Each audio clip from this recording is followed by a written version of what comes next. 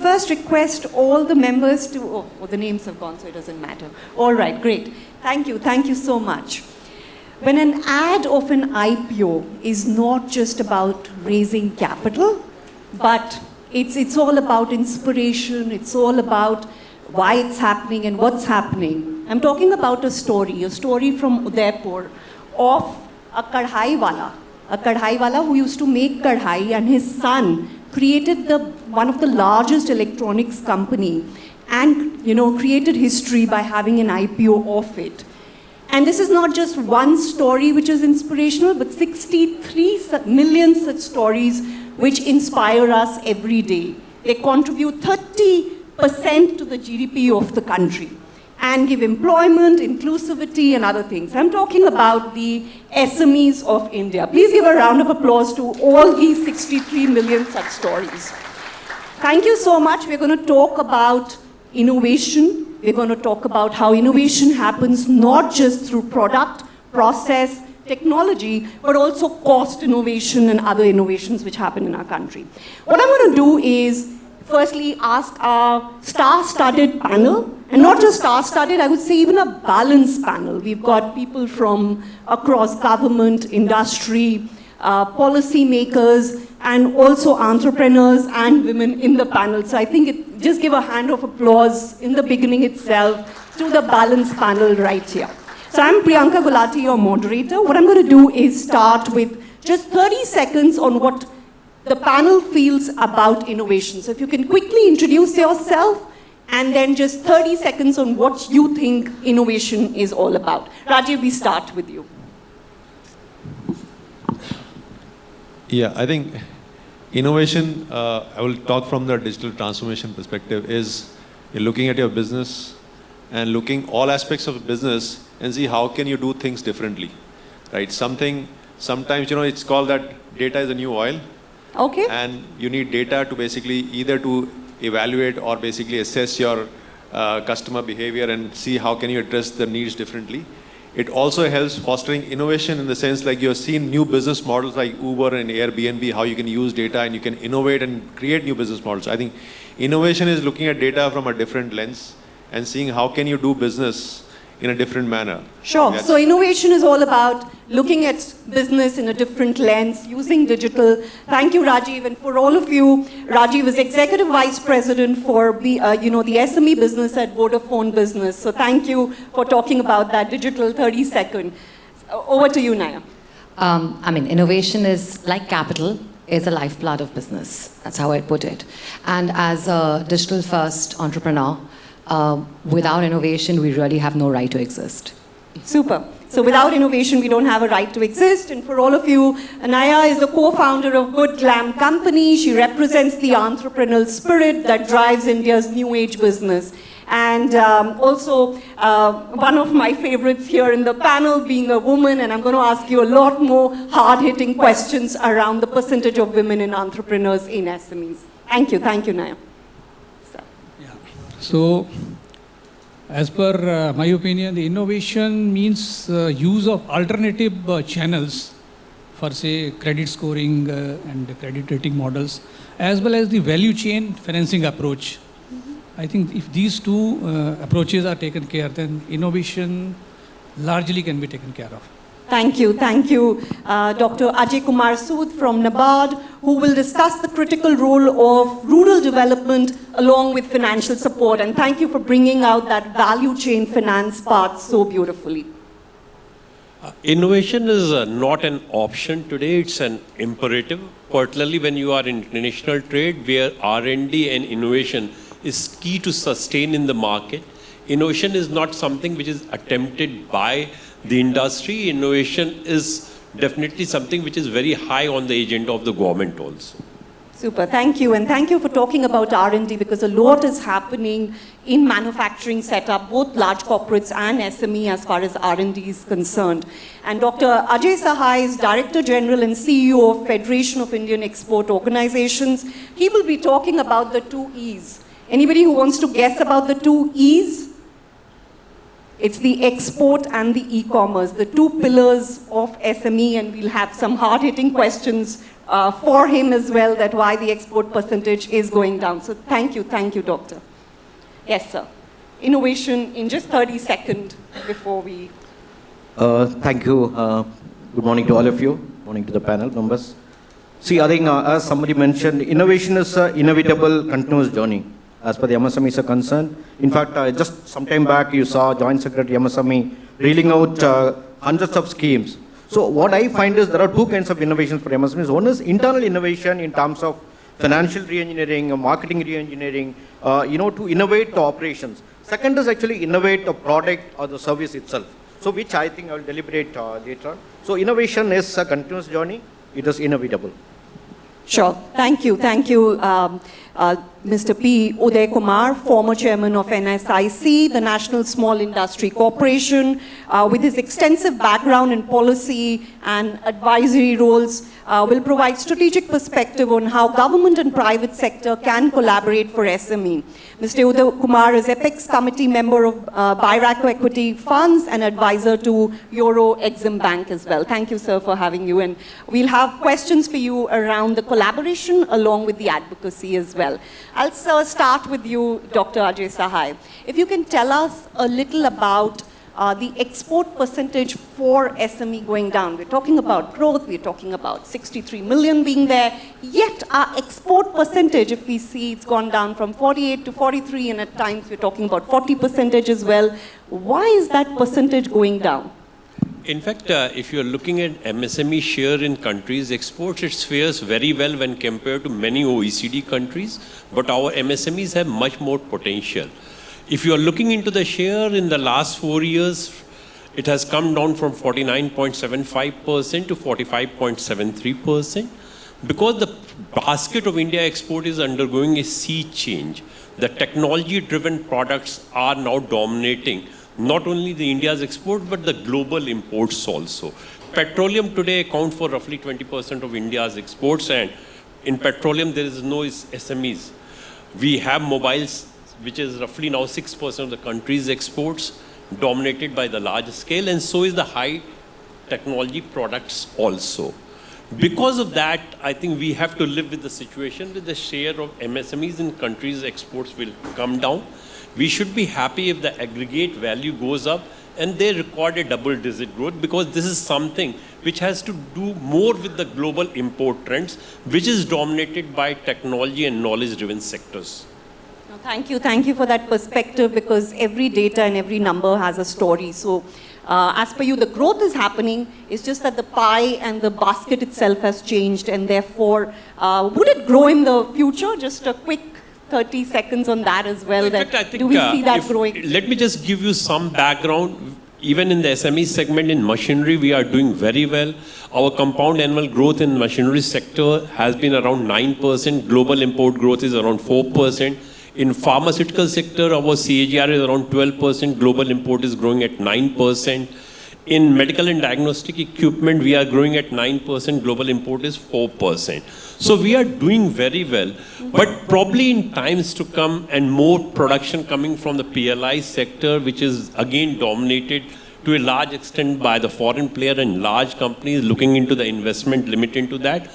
In times to come, when we move towards a $2 trillion export, SMEs export, which may be currently around $160 billion, may move to $700 billion, but then share will come down to 35%. Sure. So you're saying in absolute numbers it will grow, but in percentage terms it will grow down. Thank you, sir, so much. Mr. Udayakumar, I'll come to you. We talk about COVID and the resilience that some of the SMEs have shown. If you can tell us a few stories, and also how maybe that resilience can help us now in the future. Thank you. See, when you talk about innovation or resilience for MSMEs, it is not like any corporate sector. Corporate sector, you have a dedicated team of people to take care of your succession planning and innovation and so on and so forth. But in the SME sector, it's basically, if you really look at the revised number of, which is about almost 80 million, it is not even 63. In fact, when government added even the service sector trading into MSMEs, it's almost like 80 million. So out of the 95% are almost one-man show.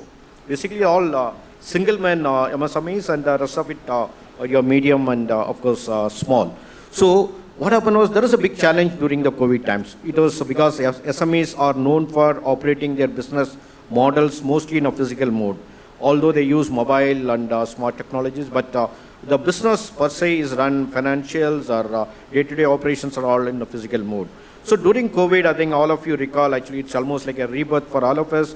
Virtually everything was stopped. And of course, there was a big challenge. Most of the MSMEs are closing down and they had to, like even the renewals are not taking place. So in fact, as NSIC, as a person who was doing NSIC, we got a challenge. Even NSIC, although it's a PSU, we are still on a physical mode, most of the operations. So we had to take a calculated call, like we need to survive, we need to make the MSMEs to survive. So what we did was, we also got a mandate from the government to supply even critical raw material like plastics and some of the petrochemical products for the health industry to make masks and so on and so forth. So literally, I tell you, like I'm very proud to be part of that particular operation. We literally run the office from the houses. We took decisions based on our digital, basically WhatsApps. Normally, government sector, you have to put up a file, sign it, and get your thing. We decided we'll take a decision through WhatsApp and emails. We stuck by that, and in fact, we helped our business running it. And plus, again, we made our godowns open all over the country. We requested our people to walk down even 5 kilometers, 7 kilometers. We decided, payments were received through, email modes and online payments. Earlier, everything was physical. So we converted everything within a week's time. We made the system to adapt. We talked to the clients over online meetings. We convinced them, like we cleared all their doubts. We said if even something goes wrong, once the office reopens, we'll set everything. So it is, we completely transformed the physical mode into, digital mode, operation, delivery, payment receipt, reconciliation, whatever you can ask for it, including we augmented our e-commerce portal, MSME Mart. So that really helped in running the business during the COVID times. In fact, I'm also proud to say that, in fact, during the COVID time, we achieved the highest ever performance. That's something which is, I'm very proud to say, and highest profitability, highest performance. So it's all possible in a government. It's all possible for the MSMEs if there is a will. Because the survival was a need of the hour. So we converted everything into this thing, digital mode. And that is the time government also supported in terms of Udayakumar. They went for Udayakumar online registration. We had built up Jump online procurement portal. We had our MSME Mart.com, which is a B2B portal. Then again, if you see the kind of aggressive posture by Amazon and other online aggregators, so everything transformed. So it is possible, and we are very happy to be part of that, that resilience and innovation process which took place in the MSME sector. Thank you. Thank you so much. And in a week's time, you were able to do so much. That's absolutely commendable. But I will come to you with a question that what are those learnings for the future? But pause here and we go all the way to Rajeev. Rajeev, before I come to you, Naiyya, on the women question, but Rajeev, a lot of digital assessment happens for SMEs, through Vodafone assessment that you spoke about as well. So if you can, tell us where we are in that digital journey for SMEs, what next can happen, and throw some light on this assessment itself when you compare it with peers and others. Sure. I think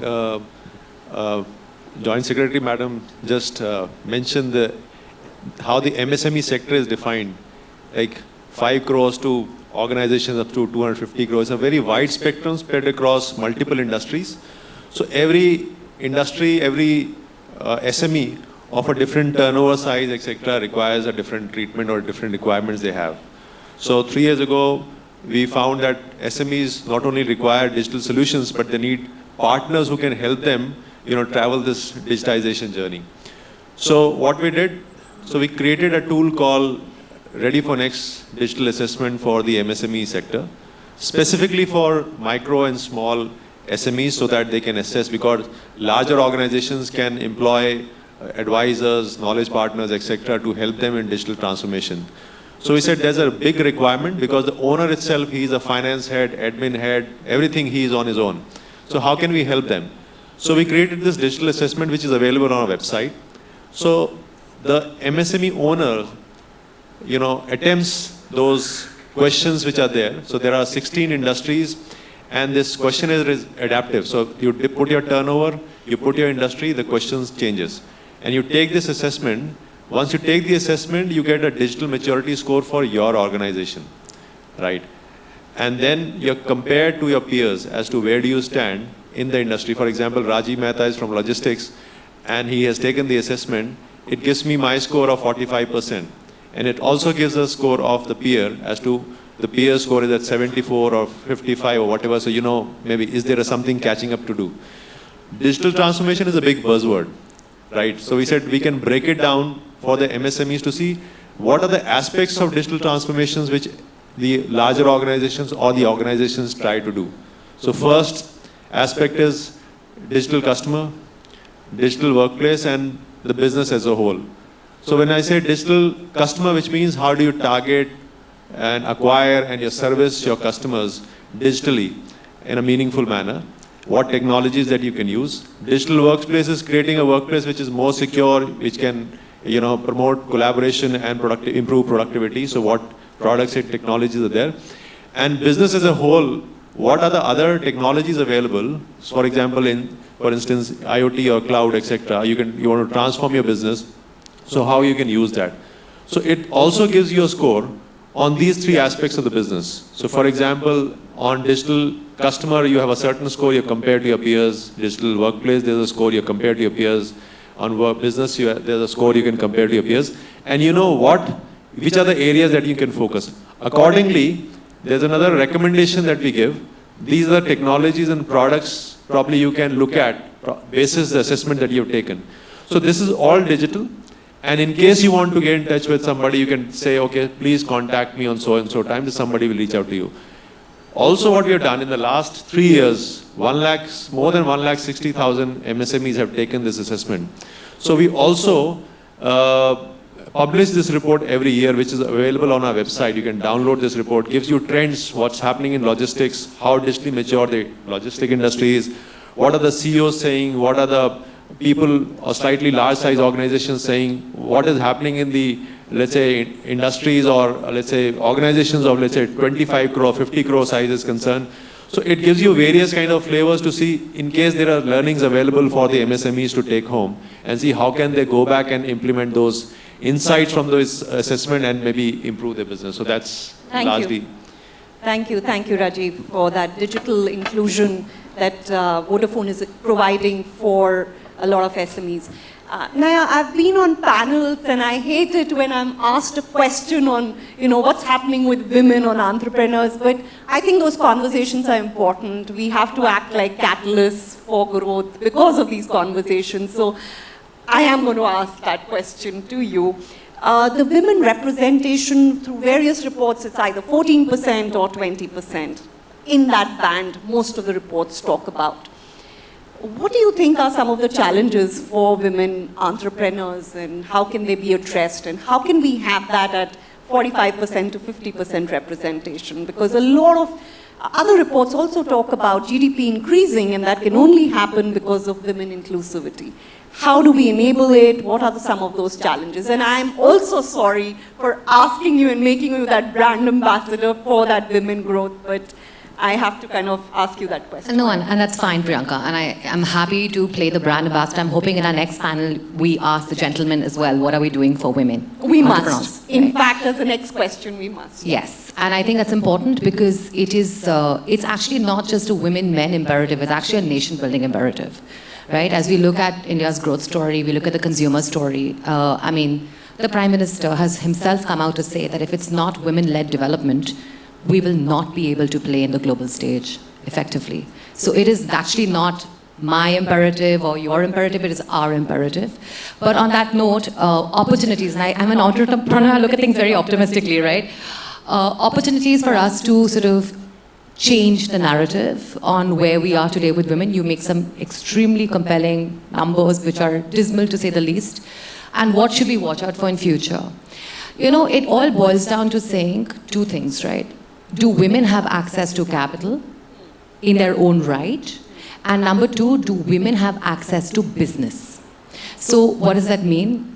You know, there have been, there's still a lot of work to be done from a traditional, I won't talk about the venture ecosystem, and I'll touch upon that briefly, but on the traditional sources of finance, we're talking about banks, right, for the most part, where there are fellow entrepreneurs who've actually come out now, it's been in the news recently as well, where a certain bank has actually not granted them a loan because they are a solely woman-founded business. There are 2 women entrepreneurs running that business. There's no male, therefore, signatory to that business, right? Or to that loan. So I think there are some laws or there are some guidelines and norms in our traditional systems that need a relook, and an immediate one at that. That's one piece. On the venture, so the more sort of risk appetite-based industry, I think where that is, I think, problematic today, and what needs to change is, one, there is a very strong pattern recognition and a pattern bias that VCs exercise when they're thinking about deploying capital. And now, for better or for worse, the large stories of, and the past stories of success have largely been of male entrepreneurs. So they're unable, in many cases, to actually predict and pattern recognize for the future the women or other sort of diverse narratives that will be successful. By the way, I just want to call this out because I'm also a person in tech. I see this also getting more problematically enhanced with our generative AI because it's all based on past data sets, right? And it predicts and recommends future patterns based on past data sets. So there's actually a future forward problematic opportunity we have before us. So that's one. And number 2, even in procurement, right? And we see this many times, women will come up, and I end up mentoring a lot of women and men in the SME space as well. And I learn through them too.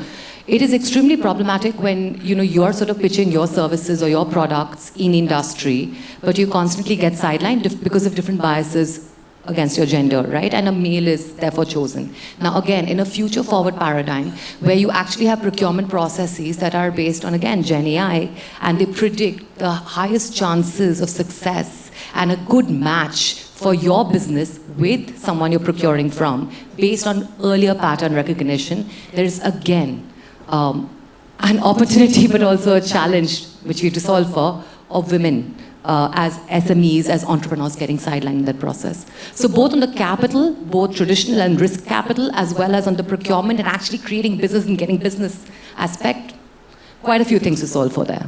Sure, so we're not going out of jobs in business because a lot of biases in AI also need to be solved, and therefore we're all here. But the good news is that the percentage of women is growing, and we'll talk a little more about it from all the panelists and their views around it. No inclusion can happen just with women. There are other inclusions also which are very necessary, and one of them is, of course, rural development. It is the backbone of the country along with the SMEs. So, sir, if you can throw some light as far as rural development is concerned, and how do we go about it, and what are your views of it, and what are some of the policy changes which are happening to make that happen? See, when it comes to rural areas, and if you see the rural households' typical income, average income, so during last 5-6 years, there are certain surveys like NSSO and even NABARD Financial Inclusion Survey, which is happening on a larger scale. The second series is going to come up now. So as per those survey, only 1/3 of the income of a typical rural household is coming from agriculture or cultivation. And the 2/3 is from off-farm sector, which includes your rural MSMEs as well. So the signal is that now we need to shift our focus from taking some people out of agriculture to find their employment in agriculture, in rural MSMEs, so that the productivity in agriculture also increases. Right now, around 45 to 48% people are engaged in agriculture, and the GDP contribution is hardly 15%. So if you see the per capita productivity is quite less, or there is so to say disguised unemployment in agriculture. So development of rural MSME is imperative. But when you talk of rural MSME, which is about half of the total MSME space in the country, these rural MSMEs are very small, very disaggregated, disparate, and their needs are also very, very small. Their information asymmetries, their skill level is low, technology is almost non-existent. Credit availability is also not there because of lack of collateral and other such issues. So there is a collaborative approach which is required in terms of all these issues put together. Somebody was talking about hub and spoke model, I think, when we were discussing. So I think aggregation holds the key. Putting all these people together, kind of producer organizations, or the network of self-help groups, around 1 crore self-help groups, which NABARD started as a pilot project in 1992. And now it has become one of the largest microfinance initiative in the world, and now the NRLM is spearheading this initiative. So those institutions which are residing, I think these are the collaterals we have. So we need to utilize their strengths in pushing forward this agenda. And rightly said by my previous speakers that we need to change gears from physical to digital. See, physically we have been delivering services physically, but it is not possible to deal with a large number of these institutions in terms of their transaction cost. Even the banking institutions find it difficult. So now there is a digital shift that is happening, even in terms of credit, I think. So encompassing all these factors, I think there is a need for shifting our strategy from physical to digital. Sure. And that should happen at the rural level as well. And what do you think can enable it, other than education and financial inclusion, which you already spoken about? What else can enable that digital inclusion? See, number one, you need to have incubation services, for example. We are running certain incubation centers, rural incubation centers, 7 rural incubation centers we are running with agri universities and other institutions. So which provides incubation to rural and tech startups, which which try to solve the problem of these MSMEs. So that is one part of them, and then delivering some services through digital modules, also through physical modules. See, physical is also important. Digitally you can deliver. For example, if you talk of credit, digitally you can deliver credit, but when it comes of collection, then you need to have physical services as well. So that is an integral part of it. It cannot be 100% digital. So providing incubation services, providing seed funding. So for also that we are running, we have our subsidiary Lab Venture, which is funding the alternate investment funds, and directly also seed funding through capital catalytic funds. So these are some of the services I think which are needed. Then marketing is big area, which I think we have been engaged physically, but now after this ONDC and the e-commerce platform. So now we need to equip these smaller entities to become them capable of onboarding these platforms. So those are the things I think we need to take care of. So lots needs to be done, as you said, in very short time, that from physical and digital, and then we need to have incubators, include that financial inclusion. So lots needs to be done as far as the rural development is concerned. Thank you, sir. So Dr. Ajay, I'll come back to you. You have already spoken about export and how do we enable it to increase that pie. My next question to you is about the next pillar that we discussed earlier as well, which was around e-commerce and how do you enable that. And a lot of stories we've already spoken about digital, from Vodafone story to women inclusion, even rural inclusion, and Sir spoke about the resilience also, which was around digital. But from an e-commerce perspective, if you can talk a little about how it can be enabled, what are some of the stories, and what is it that we can do from a policy perspective, from a state perspective, because a lot of these things happen from a state perspective as well. So if you can tell us a little about that. Let me just give a little background. E-commerce as such is ideally suited to a country like India. We have high quality artisans, craftsmen, women entrepreneurs, small businesses who have the best of the products and services, but probably they lack marketing and financial wherewithal to go for the conventional exports. Many of the government schemes like GI product, one district, one product can also yield result in the short time if they can be brought on the electronic platform. The good thing is that government has taken the initiative. Many of the marketplaces led by the multinational companies, they also have their targets to increase procurement from India. So it's a win-win situation for all of us. Government is looking into providing an enabling system for e-commerce. There are a couple of challenges in e-commerce. The biggest challenge is that probably there is lack of synchronization amongst the agencies also. Just to substantiate my viewpoint, the Reserve Bank of India allows online payment for the cross-border trade up to 25 lakhs. The customs and DGFT restricted to 5 lakhs. As MSME, I'm not aware which department is fixing which kind of limit. I'm exporting through courier terminal, I get all exports benefit. I move to foreign post office, since they are not connected, I'm not getting the benefit. So probably that needs to be looked into. I think the regulator also has to recognize the market forces. The Reserve Bank of India put a restriction that variation in the value of export up to 25% is allowed. Beyond that, banks are not going to touch it. If I'm exporting to, let us say, Amazon in US, goods may be sold in off-season, goods may be sold in peak season, variation may be as high as 50%, but then it is not being regularized. Probably we have to look into that issue. From the government perspective, they have recently brought the e-commerce export hub scheme to address the logistics challenges. The scheme, as envisaged, will have a customs area where you can bring the goods. Customs clearance will happen. Goods will move directly from there for export. You will have a withholding area where you can keep the goods. When you get the order, you can dispatch the goods. I personally feel that these will definitely help us to improving that. The short point which I am making is that in today's world, if you have a good product, you will not lack the opportunity to export. We have a very young entrepreneur. She came in the e-commerce field. She brought a unique concept. She said that she will be exporting garments, and there are a number of competitors in the field. She said that she will design a garment for a daughter, for mother and granddaughter. And she is sending all these garments in a set.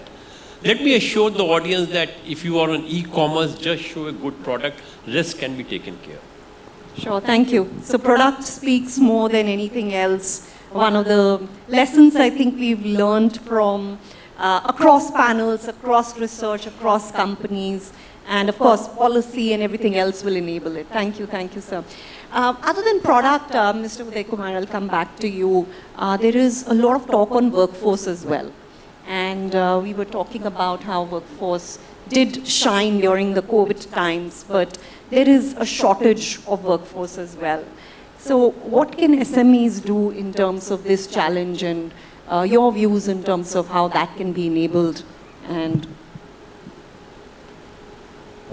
as per this workforce resilience or the innovations are concerned, I think let us be very candid. We are facing a major challenge. Although, like we are talking about growth of MSMEs, growth of GDP, opportunities, but one of the serious concerns is on the kind of a quality of the workforce. It starts from even the colleges. In fact, I think all of you know that more than 60% of the students coming out of the professional colleges, even engineering colleges, are not employable. So, and also the same case even in the blue collar segment also.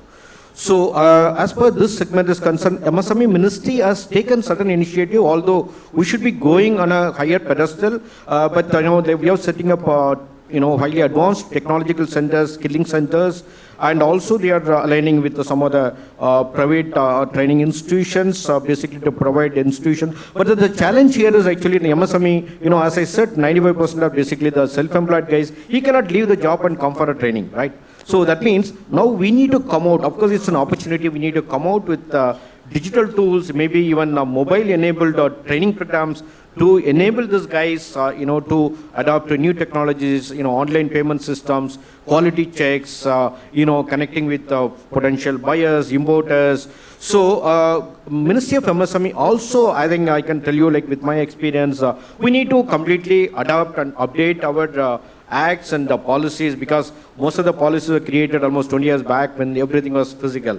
Now I think it is high time, including the Procurement Act or maybe the Delayed Payments Act, everything has to be now updated with the latest current relevant scenario in terms of technology, in terms of digitalization. So, and of course it is not the government's responsibility alone. Of course the corporates are one of the biggest beneficiaries, including importers and the online aggregators like big names like Amazon and Walmart. So everybody has to chip in. Everybody has to do it like kind of a kind of need of our provide, including free training, trainings on weekends, including all of us like who are having direct or indirect stakes for the MSME sector.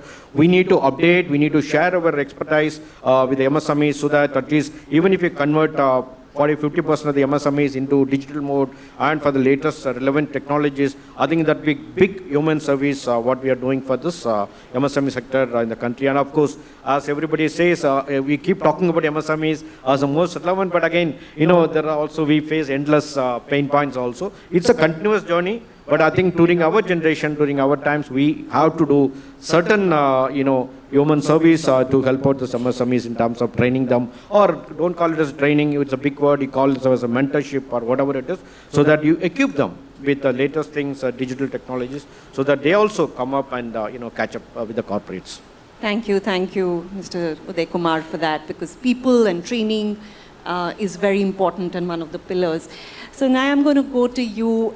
It's always important, other than data and policy and all the interventions that we want and have already achieved, to also talk about personal stories. And no panel should be completed if you can, share your personal story along with the mentorship that you do to enable this digital transformation, to enable the B2C connect. That will be absolutely amazing for the audience and for all of us. Okay. Just to share some context, Priyanka, I feel very fortunate because I've seen and straddled a bunch of industries in a very short period of time, right? And I've been very lucky to do that. So right from healthcare, which is where I was at McKinsey and doing management consulting in healthcare, on to building my first company, Baby Chakra, which became India's largest platform for maternal and child health, had 25 million mothers, 10,000 doctors at its peak, was invited by Mark Zuckerberg to come and talk about how we build such a large community from a product-led growth perspective, on to now, of course, co-founded the Glamm group, which is India's beauty and personal care unicorn on the professional side. So sort of seeing now BPC as an industry, e-com, DTC, all of that play out, to also what I do on the side, which is, I have been, very much a woman in tech, so I'm actually in the governing council of the Tech Entrepreneurs Association of Mumbai, where we talk about Mumbai being a tech innovation hub, onto, of course, being, an independent director on a publicly listed company, etc. So seeing a bunch of spectrum, right? Now, what does that make me want to do? It basically makes me want to learn more and more, because the changes that are happening around us, the people I keep on meeting across different contexts and different paradigms. In this session itself, I was listening very intently, because we live in unprecedented times. Right? And the world is changing. We're looking at, Sequoia Capital called Gen AI as foundational, as electricity, as game-changing, as the invention of electricity. That is the time we live in. This is the world we're building forward.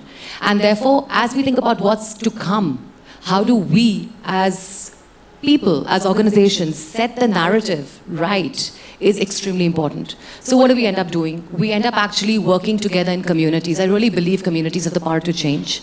So there is, of course, a women community, a tech community. I work very closely with Startup India, with DPIIT, on how that narrative can change for founders such as us.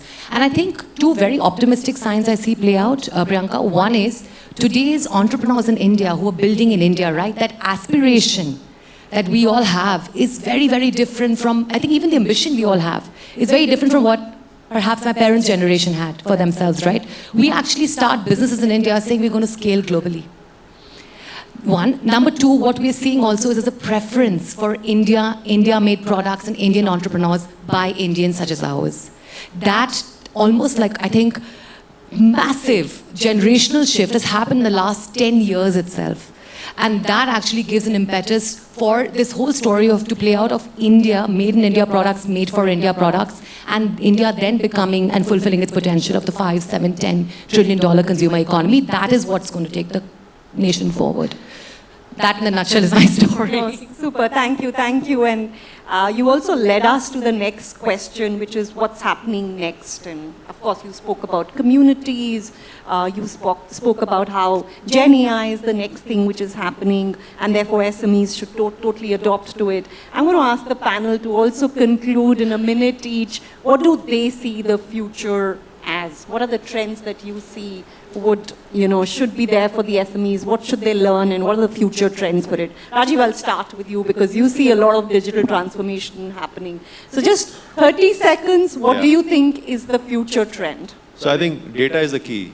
Yeah. And so at Vodafone Idea, we have multiple products. The penetration of mobile phones is massive. And we see people accumulating data. So you go to Netflix, it'll come next time and tell you what kind of movies should you watch, because you were browsing certain kind of movies. You go to e-commerce website, wherever you're dropped, it'll come back and or suggest these are kind of products or options which are available to you. So I think data itself is extremely critical. How we use this data is extremely critical, and that's where the big differentiator. We have seen small startups have become unicorns in a matter of years, and they have actually challenged established business models. So I think, to me, I think that's one big shift, and that's a big opportunity. So digital, I would say, is a big democratic opportunity. It's a big enabler, and it's fairly navigable and it's affordable. And that's going to be a big, big differentiator for the MSMEs. Sure, thank you. You took my pet theme, but I'll talk about the other one I'm a big believer in, the democratization of capital. If you look at how Indian investors en masse have changed their habits with money, where they keep their money, there is now a stronger movement to high risk capital, right, to equities as we see it. And I think that is a massive opportunity for the money flow to be unlocked. Did you know Indian women have, I think, the second highest reserves of gold after the US Fed? It's a ridiculous statement. But that is the kind of massive potential that we all have as an economy to unleash. And we look at external forms of capital, etc., within India itself. If we mobilize and make the rails of capital more agile, like how we did with UPI, how we did with DPI, right? Digital Public Infrastructure overall, I think there can be a massive unlock for the overall economy. That's my bet, like the democratization of capital. Sure, thank you. See, apart from capturing alternate data sources that the previous speaker spoke, I think as far as technology adoption is concerned, Uberization will hold the key. Micro leasing, for example, in Bangladesh, for these smaller entrepreneurs, it will hold the key. And alternative financing mechanism like P2P lending or cluster-based financing, these are some of the, I think, future strategies that will hold the key and that will take the sector forward. Sure, thank you. So adoption, as you said, is the key. Sure. Let me end on a word of caution. Non-trade issues are going to dominate the international trade. Environment and labor are going to be the biggest challenge. We have seen that flowing from Carbon Border Adjustment Act, EU deforestation regulation, eco-design sustainable product, wages, working hour, working conditions will either bring the business or drive away the business. Sure, thank you. And I love a panel which has another view as well. So absolutely amazing that you brought out the fact that there will be trade rules, there will be, environmental issues and other issues which will also break or make the entire business possible. Thank you for that, sir. I'll just make quick points. See, as someone mentioned, the online aggregators or digital aggregators are going to decide the future of the MSME products. So we have to be mindful of that. So unless you change to the current relevant scenario, I think most of the MSMEs are going to find it difficult actually. And of course, one more aspect is the financing, which is a perennial problem for the MSMEs. How to unlock the valuation? See, I think we talk about the urban MSMEs largely, but what about the rural MSMEs? They don't even know the meaning of valuation. So there is huge amount of valuation, happening there actually, which is not tapped. And I think we need to, dig into that. I think we need to value add using, digital payment methods or even SME platforms. So the whole lot of things. And the government side also, in fact, I would like to go for a very radical things like, enablers who should provide even maybe an interest subvention for the people who are adopting digital technologies. Maybe like a multi number of credit guaranteed trusts, like China has got about 3,000 trusts, and here we have only talking about single two-digit, not even two-digit numbers, 3 or 4 or 5. So we need to enable the MSMEs. Only the especially government has to come out with a credit guarantee mechanism, multiple numbers, so that you would create a financial comfortable ecosystem which will automatically take up. It is not that you need to do hand holding; they will come out on their own. Thank you so much for the lovely panel. I have a red screen right in front of me. On the right-hand side, a lady in red, so I will end the panel here. But thank you so much, and of course, innovation will only drive our growth.